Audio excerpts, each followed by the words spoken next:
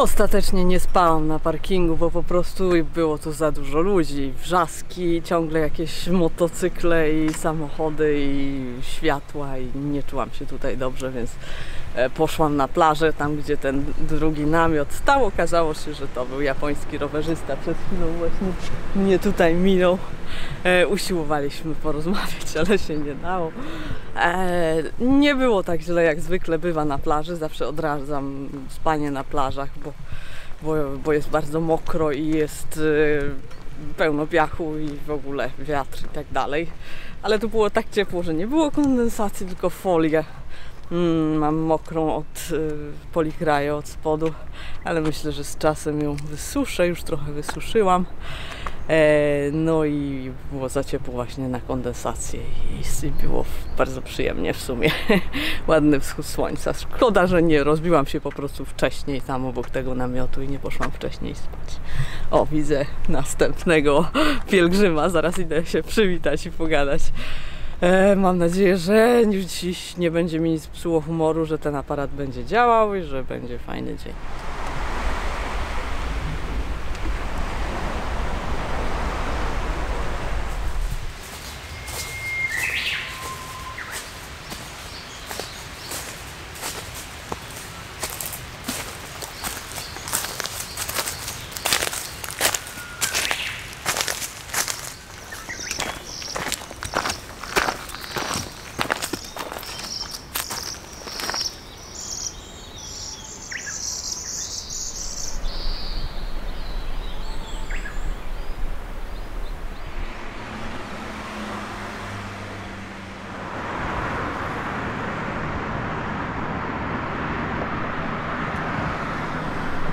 Z rana kawałek ścieżki, a potem znowu na asfalcie. Przyznam, że ominęłam świątynię numer 35, bo trzeba do niej nadłożyć 10 km, 5 w jedną stronę i 5 z powrotem. Nic to nie dodaje do mojej linii w kierunku Hokkaido, więc ścięłam to. Zamierzam spędzić trochę więcej czasu w 34. Chłopak, który spał na parkingu, był z Kalifornii, więc pogadaliśmy chwilę po angielsku i mówił, że bardzo dobrze zrobiłam śpiąc na plaży, bo on spał na tym parkingu, w miejscu, w którym ja się chciałam rozbijać, ale mówił właśnie, że co godzinę ktoś przyjeżdżał, ktoś go budził, rano właśnie ktoś przyjechał i wrzeszczał o 5 nad ranem, ciesząc się ze wschodu słońca i że to był fatalny nocleg, więc cieszę się, że tam nie zostałam. A teraz zaopatrzyłam się w pomidory w przydrożnym straganiku. Bardzo dobra cena, 100 jenów za paczkę pomidorów, taką ciężką. O, a wczoraj właśnie dostałam 200 jenów od pani na ulicy, więc połowa z tego już poszła na pomidory. I przed chwilą jeszcze dostałam herbatę od pana, który się zatrzymał z samochodem i wyciągnął do mnie rękę z herbatą, więc bardzo miło. Od razu, mimo że nie jestem full pielgrzymem i ominęłam jedną świątynię. Tak, za chwilę będzie już ta 34. No, cały czas się martwię o aparat i o to, czy mam jakiś materiał na karcie, czy nie. Nic z tym nie zrobię, więc idę dalej.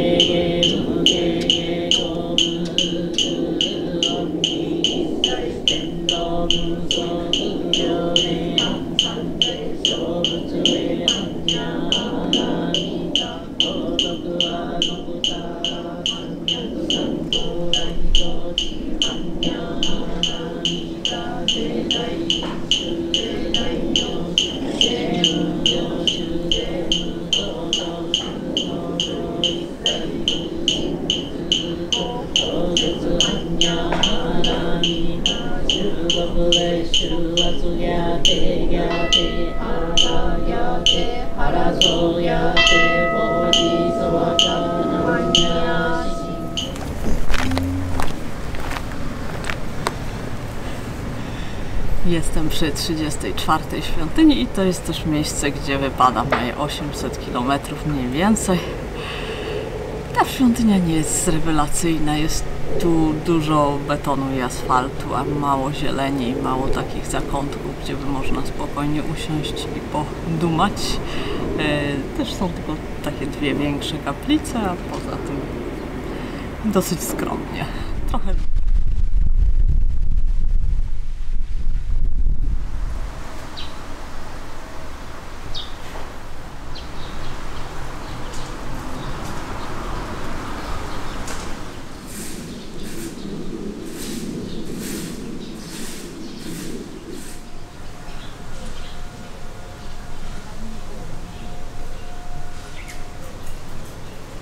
Tylko godzina marszu dzieliła świątynię 34 od 33. 33 jest naprawdę fajna.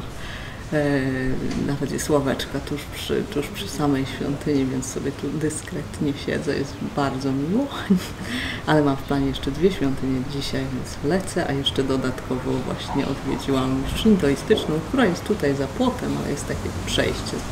Także można zaliczyć obie za jednym zamachem, choć zdecydowana większość ludzi raczej pozostaje tylko przy tej buddyjskiej.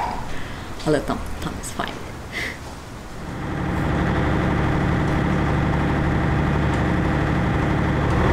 Jestem na promie. Nie wiem, czy coś słychać, bo silnik strasznie szumi, ale na szlaku przez chwilę jest się na promie. To jest prom przez ujście rzeki do morza. Podróż trwa 10 minut i jest bardzo szybka, zasuwamy strasznie. Patrzcie w tamtą stronę, tamten brzeg zostaje za nami. No i zaraz wysiadam i lecę dalej do następnej świątyni. Za chwilkę świątynia 31, ale zanim tam dojdę, to chcę Wam pokazać budynek, który służy do ewakuacji w razie tsunami. Zaraz tu niedaleko jest morze, za tymi drzewami po lewej, nisko jest, a fala tsunami ma no 10-20 metrów, potrafi mieć auto. I właśnie ten budynek ma ponad 20 metrów i w razie tsunami należy biec szybko na samą górę. I jeszcze należy dobiec ze swojego domu w ogóle, ale jest bardzo dużo takich miejsc właśnie, gdzie można w razie czego biec.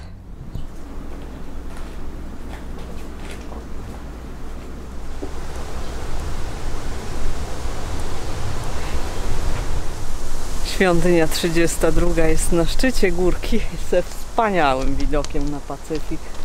Gdzieś tam są te wszystkie tropikalne wyspy i tak dalej, i żaglowce, ale bardzo daleko, nie widać. Wybrzeże jest chronione takimi betonowymi wałami. No i widać te wszystkie szklarnie i poletka, które tu są, i w tamtą stronę wzgórza, i centrum Kochi się tam kryje gdzieś, ale się jest schowane. Dziś okrążam Kochi, stolicę prefektury, którą przemierzam od paru dni. Na Shikoku przemierzam tylko 3 prefektury, więc się cieszę z takich postępów. Świątynia jest ładna, ma tutaj taki ogródek i takie skały, ale ten widok jest najlepszy. Zajrzyjmy. Właśnie, tutaj jest główny budynek świątynny. Tutaj też stoi sobie Kukai. Jest ładny posąg jego. O, tutaj. I tam jest jeszcze kilka innych kapliczek i takich dzwonów. Tu jest kaplica, która się nazywa Daishidu. Zawsze jest oprócz głównej właśnie Daishidu i tam się idzie najpierw, zanim się odwiedzi główną świątynię. Taki jest zwyczaj, chociaż nie wszyscy o tym pamiętają. Może nie jest to aż takie istotne, ale w instrukcji zwiedzania świątyń, odwiedzania tak jest napisane. No, właśnie zamykają biuro i w związku z tym świątynia pustoszeje. A ja wybieram się do 31. Zobaczymy, czy mi się to uda.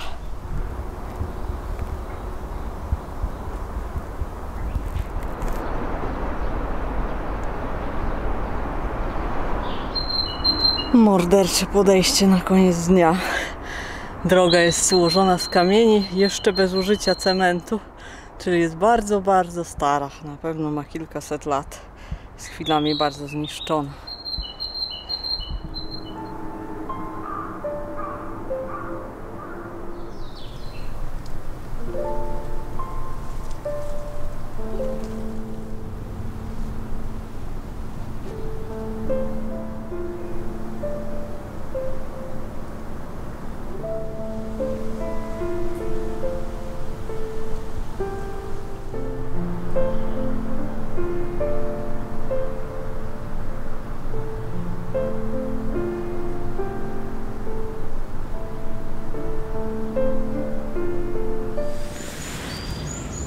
Jest po 5 rano, wyłażę właśnie z namiotu.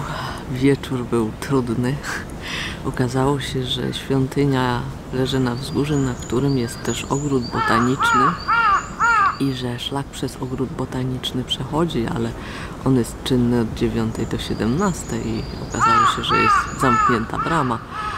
I próbowałam znaleźć obejście, poszłam jakimiś drogami, które już były zaszlabanowane na noc. No i doszłam do tej takiej głównej, która przechodzi przez górkę i po prostu obeszłam to miejsce i znalazłam biwak w miarę płaski na takim tarasiku na zygzaku drogi, także droga przechodzi tu i potem tam. Auta jeździły, no wiadomo, romantyczny punkt widokowy, więc jeździły późno w noc, no ale zatyczki do uszu nie słyszałam. A teraz już jakieś panie właśnie przechodziły drogą, pewnie na jakiś poranny spacer albo bieganie, albo coś takiego. Więc szybko się zwijam. Jak przechodziły, to chwyciłam za maszt namiotu i szybko go położyłam, żeby nie zauważyły. No, jest tam też jakieś muzeum i piękny ogród japoński przy świątyni. Tylko rzuciłam wczoraj okiem tyle, co widzieliście. Naprawdę pięknie. No szkoda, że wyszło, także byłam tam wieczorem. No trudno. Teraz muszę obejść jeszcze kawałek, żeby wrócić do szlaku. Tam na górce był mój biwak, tam jest świątynia. A tutaj ludzie już jadą do pracy i do szkoły. To jest właśnie Kochi. Ono jest dużo większe niż sobie wyobrażałam. Jest naprawdę dużym miastem.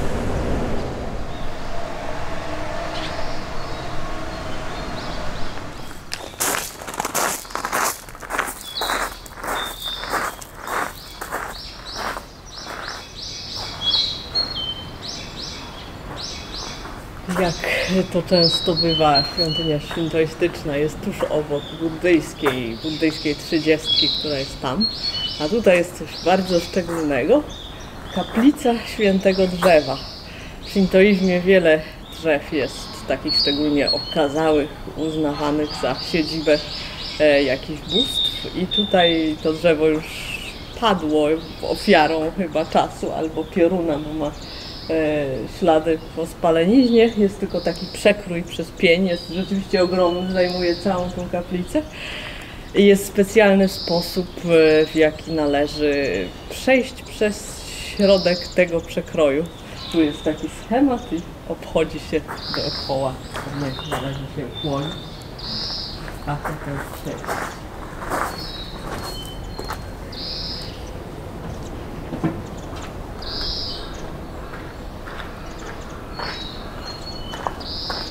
I tak 3 razy. Teraz tamtą stronę.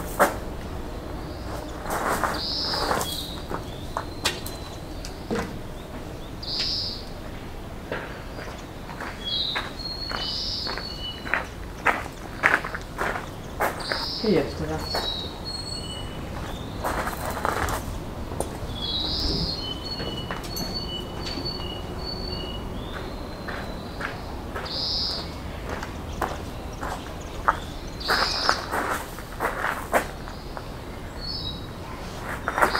Rytuał dokonany.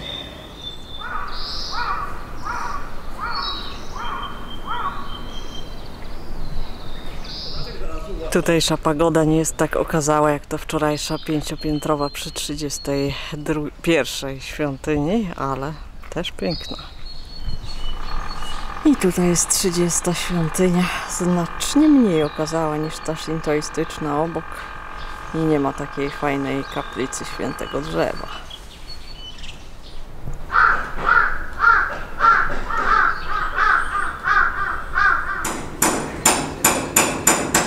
29. świątynia. Ładna jest i ma przestronny park. Jest bardzo fajnie, tylko jest remont.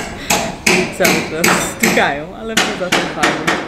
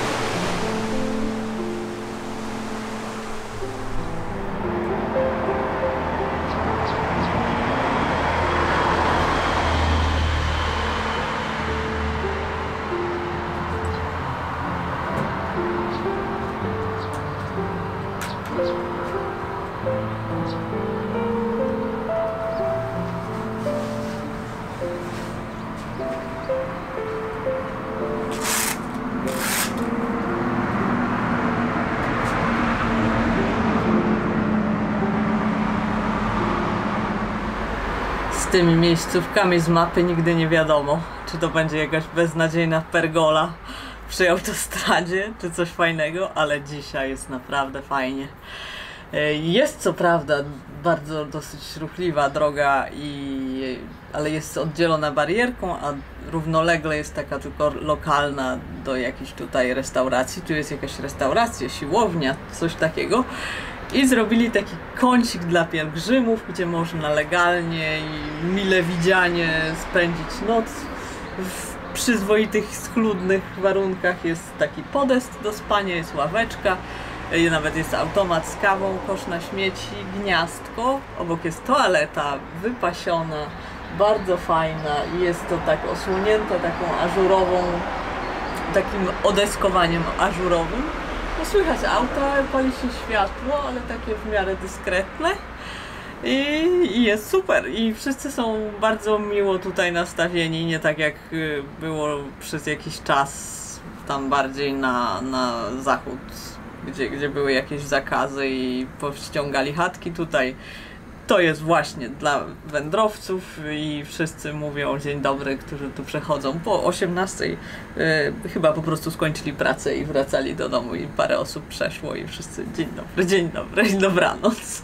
Więc naprawdę fajnie. I jeszcze rozmawiałam z starszym panem, który sobie tutaj biegał, bo jest ścieżką rowerową poprowadzony, rowerowo pieszą poprowadzony szlak, więc pan tam sobie biegał tak grubo po 70, ale forma dobra.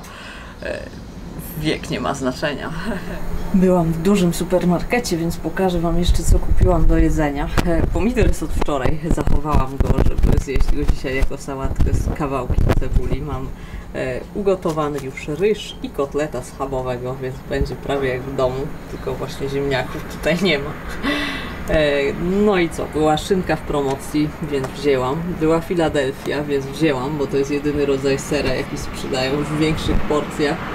Orzeszki w takiej słodkiej chyba, albo nie, chyba raczej będą na słono, bo widzę szczypiorek. Słodko-słone pewnie.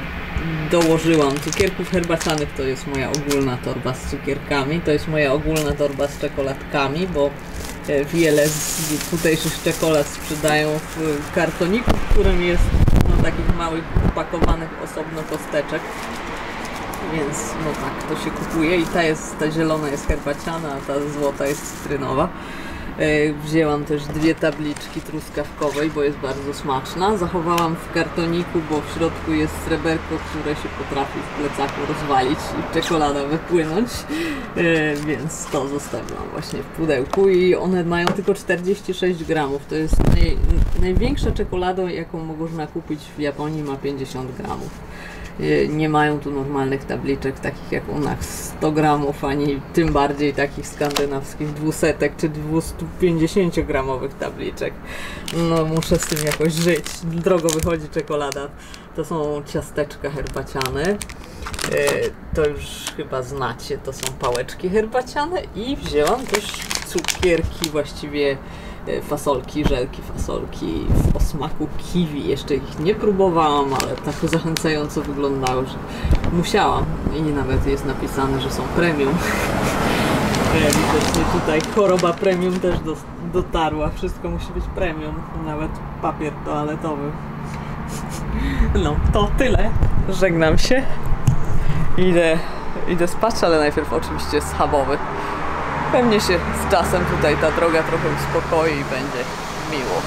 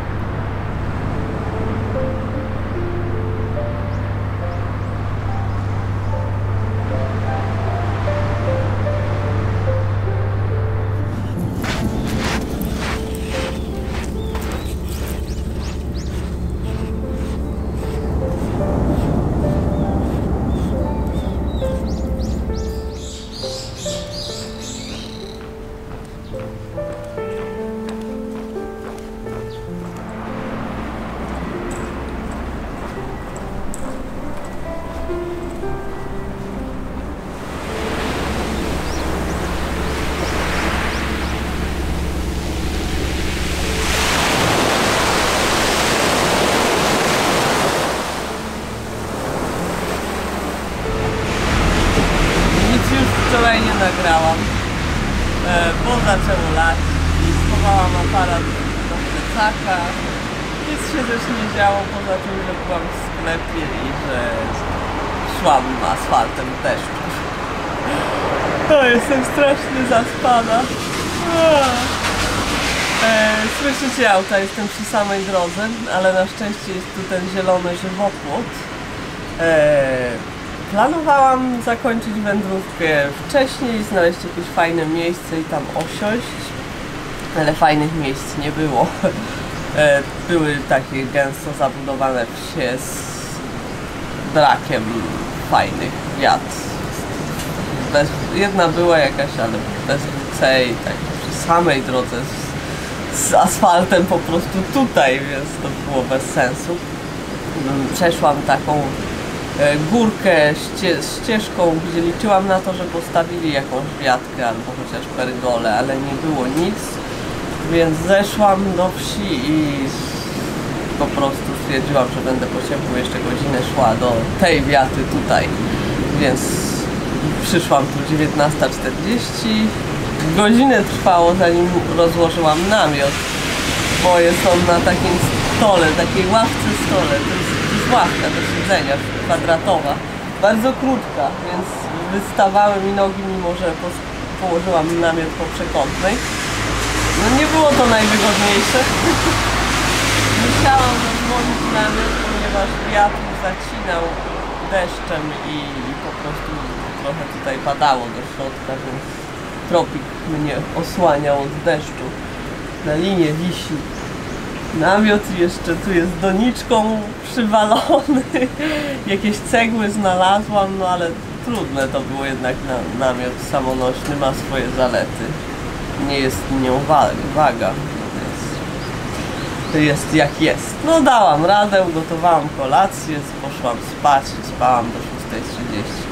Tu jest WC, ale w WC nie dało się spać. Jest pojedyncze, malutkie, koedukacyjne WC z drzwiami, które się nie zamykają i po podłodze chodzą robaki, więc to odpadało. Ludzie chodzą do tego WC, pan taksówkarz był 2 razy, wieczorem i rano, więc nie mogłam tam uwalić, ale przynajmniej mogłam tam ugotować, jest łazienka. Ale jestem padnięta, cały czas pada, ma padać jeszcze do południa, więc nie będę się chyba śpieszyć, ale no co będę robić, no zwlokę się i pójdę dalej.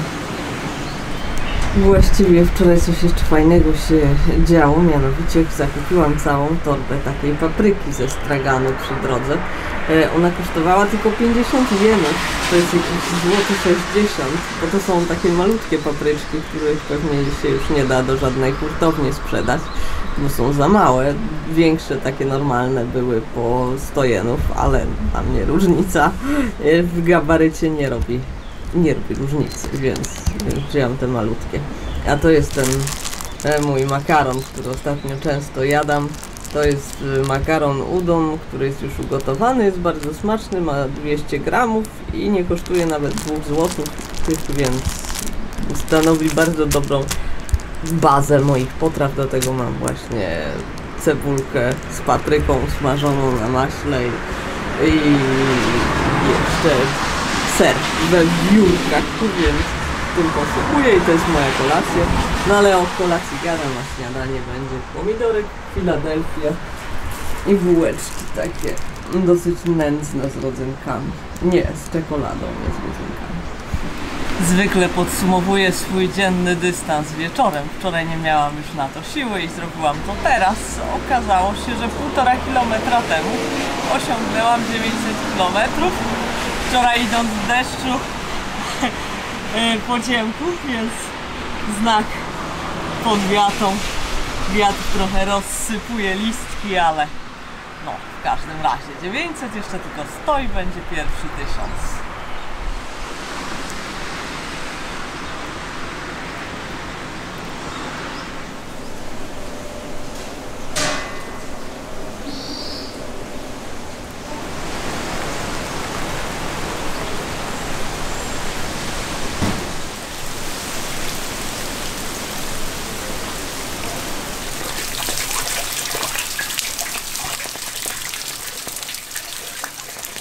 Obrzydliwie leje. Spotkałam po drodze Amerykanów, którzy mówili, że do 4 ma lać, a nie do 12.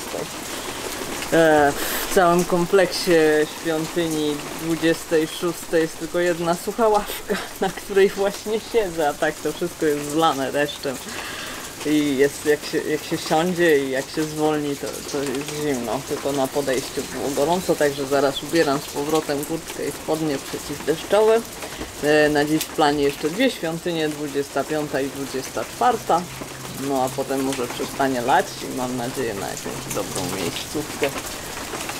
Tu jest bardzo fajnie, jest bardzo zielono, nie ma za dużo wysypane żwirem i jest bardzo ładnie, różne takie detale architektoniczne fajne i tak spływająca woda z rynny, bardzo fajnie.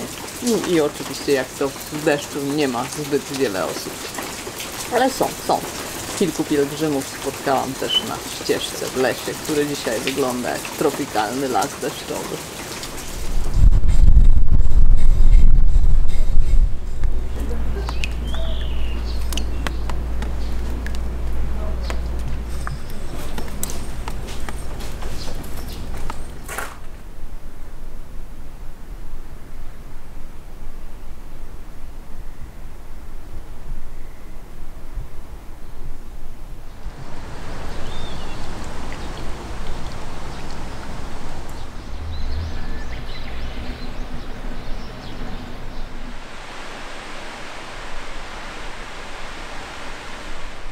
Do świątyni 25 trzeba było podejść po schodkach w dość dużej ilości, ale ona była na dole w miasteczku.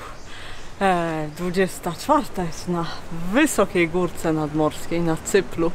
To jest taki bardzo święty cypel, ponieważ tutaj Niedaleko bytował ten mnich Kukai. Mieszkał w jaskini, którą mam nadzieję dzisiaj obejrzeć. Tu już za mną jest świątynia. Wygląda na okazałą, więc się cieszę. Dużo ludzi bywa i jest tu taka alejka. Już odsapnęłam, więc alejką idę już bez dyszenia. Z różnymi świętymi postaciami, także są różne właśnie buddyjskie bóstwa i Dalaj Lama był i też jest Jan Paweł II. Co prawda pomyliło im się i napisali pierwszy, ale nic to. Japończycy nie bardzo kojarzą tą postać. Właśnie przychodzącym ludziom mówiłam, że o porando, ten papież był z Polski, ja jestem z Polski. Dziękowali za uświadomienie. Także fajnie zobaczyć rodaka. Jak większość ludzi w Polsce mam mieszane uczucia co do tej postaci, niemniej jednak na obczyźnie fajnie go zobaczyć, także być może wierzą tutaj, że był jakąś inkarnacją jakiejś innej świętej postaci, więc tak, fajnie. Chodźmy do świątyni zobaczyć, co tam jeszcze się znajduje.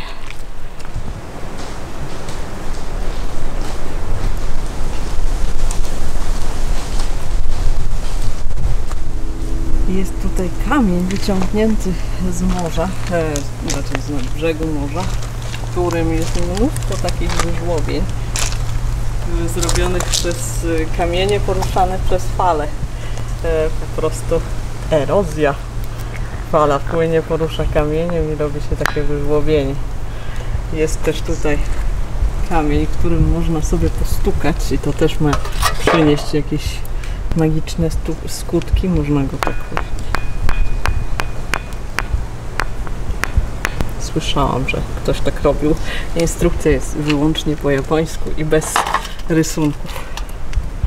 Ale tak myślę, że o to chodzi.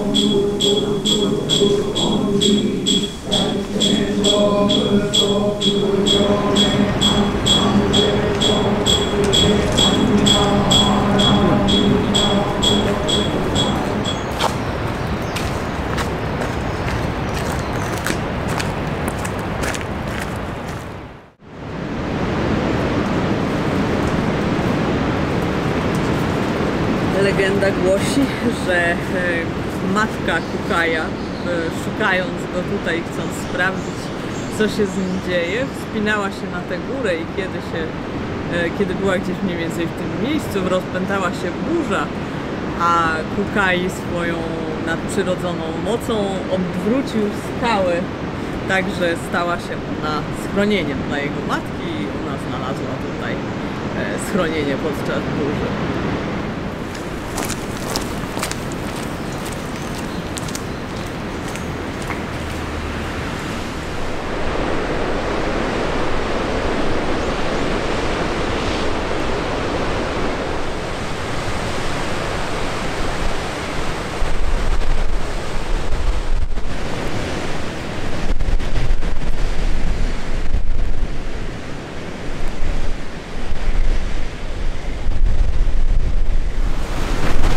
A tutaj są jaskinie. To są dwie jaskinie, obie to są jaskinie morskie, wyrzeźbione przez fale jakieś 6000 lat temu i znajdują się teraz wyżej niż poziom morza na skutek trzęsień ziemi.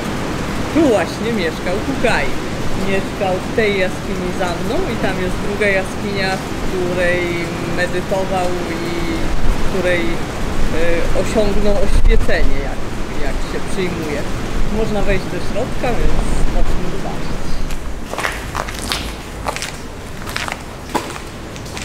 No cóż, jest zimno i mokro. No nie bardzo zimno, jest tak samo jak na zewnątrz, ale bardzo mokro. Kapie z sufitu i tak naprawdę nie jest to zbyt przyjemnie, ale może właśnie o to chodzi, bo tu ma być pustelnia mnicha. Także pełna scena. Teraz jest tutaj taki ołtarzyk, można zapalić świecę. No.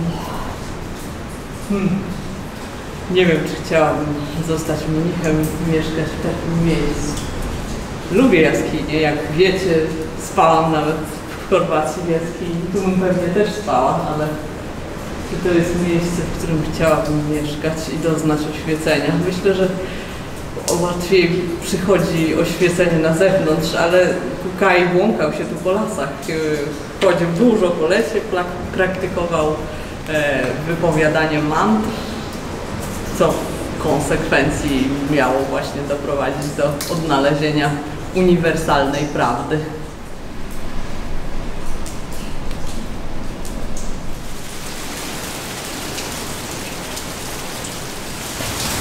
No cóż, w jaskini do medytacji, nauki i modlitwy jest jeszcze gorzej, tu się jeszcze więcej wody leje. Naprawdę, dużo cierpienia. Jest więcej światła, ta jaskinia jest mniejsza i jest bardziej otwarta, więc logiczne, że potrzebował więcej światła mieszkalne i pewnie głównie spał. Pamiętajmy, że to był VIII wiek i nie było oświetlenia poza jakimiś kagankami i świeczkami. Może jakieś włóczywo. Tam wszędzie są duże. No więc nie tak bywa. Ale widok jest na ocean i na drzewa, z którymi targa wiatr. Więc w sumie fajnie.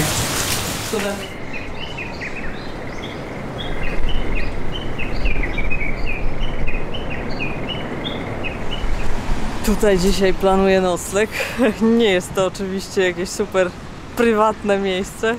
Wiata nie chroni przed warunkami atmosferycznymi za bardzo, ale dziś ma nie padać. Ma wiać, ale te deseczki trochę chronią.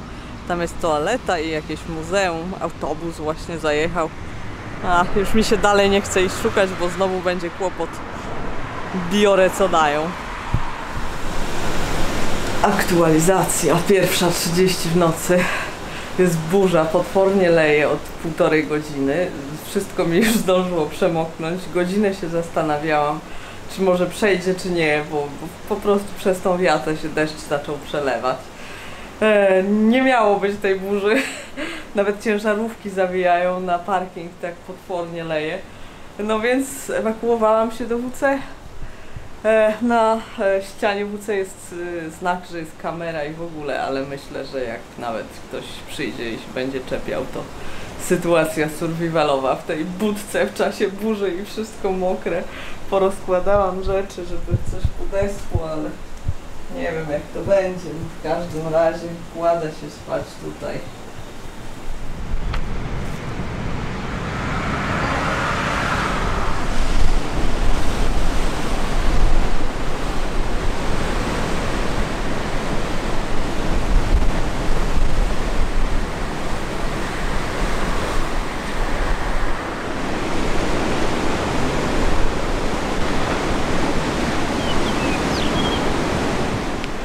Co to była za noc?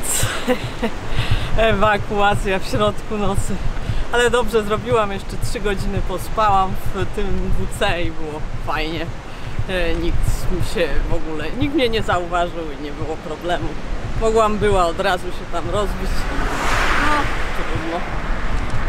Ocean się rozhulał, są duże fale.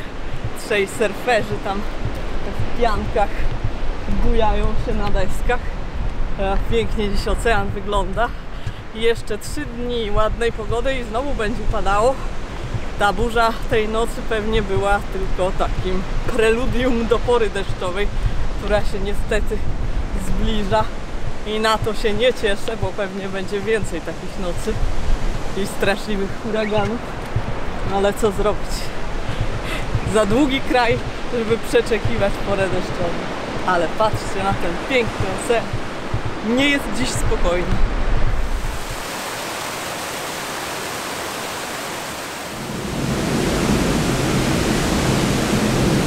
Pada deszcz, świeci słońce i pada deszcz. Nagle zrobiło się tak parno i słabo, to znaczy parno było od rana, ale w pewnej chwili przestało mi się chcieć zasuwać i się zastanawiałam, co to jakiś skok insuliny. Ale to chyba chodzi o kolejną burzę. Na horyzoncie też są takie wielkie cumulonimbusy nad oceanem. I chyba nad nami, nade mną teraz też taki jest. W prognozie pogody jest jakaś ulewa na 15, ale jest dopiero 13:27. Nie wiem, w każdym razie źle to wygląda. Zabezpieczam rzeczy w plecaku. Gdzieś sobie wyżej położę parasol, a może nawet od razu pójdę z parasolem, bo chyba nie ma sensu moknąć. A mam dziś długi dystans w planie. Chcę zrobić 44 km.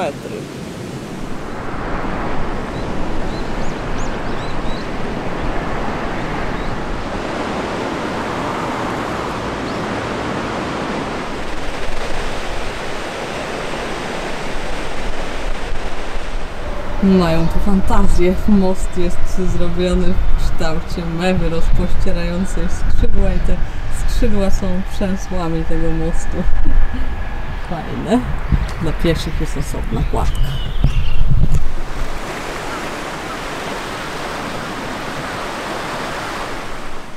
Jednak nie 44 km dzisiaj, tylko 41. Nie dotarłam do planowanej wiaty, ponieważ wydaje mi się, że znalazłam lepszą. Nie zwracajcie oczywiście uwagi na ten hałas, który dochodzi od strony drogi. Tam te drogi zawsze są bardzo, bardzo aktywne wieczorami. Ale myślę, że to jest fajna wiata. Tu jest taki parking i tam coś tam jest w górę, bo drugi samochód jedzie, ale raczej nie jest to uczęszczane miejsce, jest zielono, jest spokój od strony drogi, jest całkiem zasłonięte takim płotkiem, który nie ma przerw, więc powiedzmy, że w razie deszczu być może osłoni, choć ma nie być deszczu, sprawdzałam 2 razy. Po drugiej stronie jest kapliczka, w której jest źródełko i nabrałam sobie litr wody. No i tak myślę, że w tym kąciku się tutaj ułożę i będzie fajnie. Na znaku drogowym są toalety, ale toalety są zamknięte, także nie ma tutaj niestety kibelka, ale do miasta jest 3 km właśnie, więc powiedzmy, że może być. Zresztą krzaczków tutaj nie brakuje. Wiem, że lokalsi nie lubią chodzenia po krzaczkach, więc będę się ograniczać w chodzeniu. W te krzaczki tam jest dom jeden po drugiej stronie, ale od niego też jestem osłonięta, więc chyba będzie ok. Nie miałam już dziś, znaczy miałam siłę, ale po południu było mi niemiło, bo dostałam shin splintu dzisiaj. Przeszedł mi właśnie teraz, jakieś godzinę temu, ale przez większą część dnia właśnie tu miałam ten shin splint. Ja rzadko miewam shin splinty, to jest właśnie taki ból przeradzający się u niektórych nawet w stan zapalny w przedniej części stawu skokowego, spowodowany przepracowaniem. Bardzo częsta kontuzja, ale ja myślę, że ona mi przejdzie do jutra, ponieważ zawsze przechodzi w 1, najwyżej 2 dni i nigdy nie miałam z tym problemu, tylko właśnie takie chwilowe. I jeszcze znowu mam takie te bąble, które miewałam już na nodze. O Jezu, jak to pokazać w tą stronę? Na udzie i to też mocno bolało przy chodzeniu, więc już mi się nie chciało i zwolniłam tempo i już nie byłam taka szybka jak w ciągu dnia i zrobiło się za 15:07 i myślę, że najlepszym pomysłem będzie tutaj zostać i iść spać. Tak wygląda ta wiata z zewnątrz. Ma bardzo fantazyjny kształt, ten dach jest przedziwaczny. Szkoda, że nie zrobili tam stryżku sypialnego, skoro już tak pojechali z fantazją, no ale niestety coś te wiaty są bardziej fantazjami architektów niż żeby miały jakieś walory praktyczne. No ale ta jest naprawdę ok. I jest też księga gości, którą wstawiono dosłownie dzisiaj. 15 maja 2023, to jest dziś, więc nikt nie jest jeszcze wpisany i jest też cała lista wszystkich takich chatek z przeznaczeniem noclegowym, z obrazkami, więc jest kilka kopii i sobie jedną wezmę ze sobą, jeszcze mi się przyda na resztę szlaku. Na koniec jeszcze pokażę Wam kolację, raczej dzisiaj skromna, bo dużo jadłam po drodze. Skroiłam trochę tej papryki, której mam jeszcze dużo.